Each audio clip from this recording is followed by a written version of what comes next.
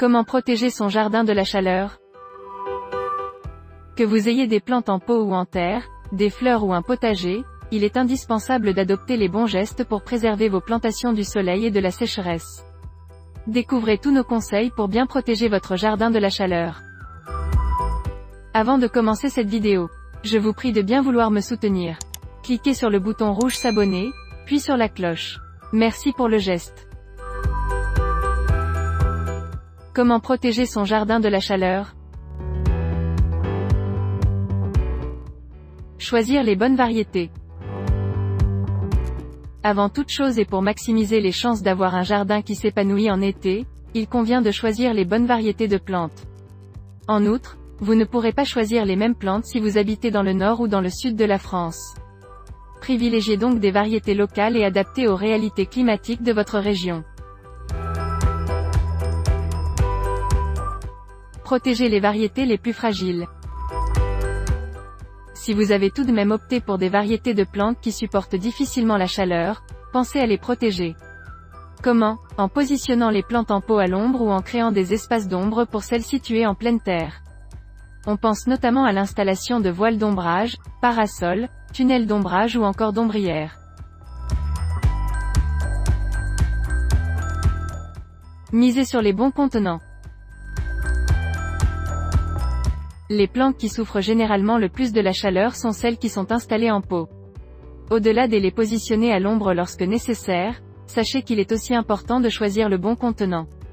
En effet, les pots en terre cuite sont à privilégier car ils retiennent plus facilement l'humidité et la fraîcheur que les autres matières.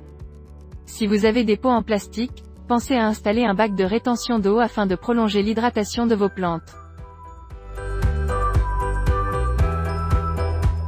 Adoptez le paillage.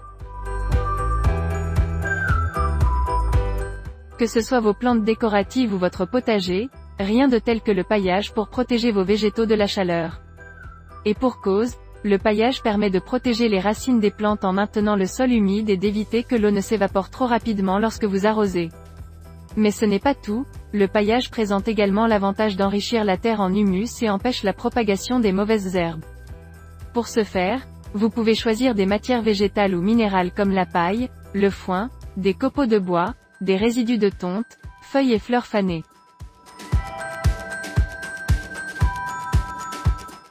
Biner la terre. Autre solution pour empêcher l'évaporation de l'eau après l'arrosage de vos plantes, biner la terre. En outre, vous avez tout intérêt à retourner et aérer régulièrement la terre de vos plantations afin que celle-ci absorbe mieux l'eau en profondeur après la pluie ou des sessions d'arrosage. En d'autres mots, biner la terre lui permet de mieux respirer.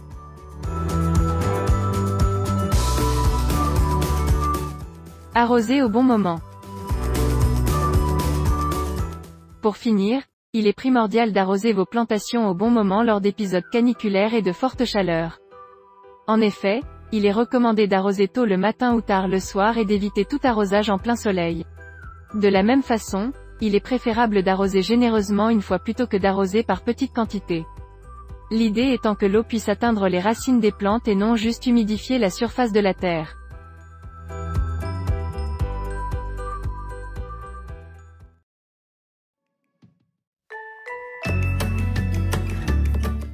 Si cette vidéo vous a plu, cliquez sur j'aime et partagez sur les réseaux sociaux. Et à très bientôt pour de nouveaux conseils en jardinage.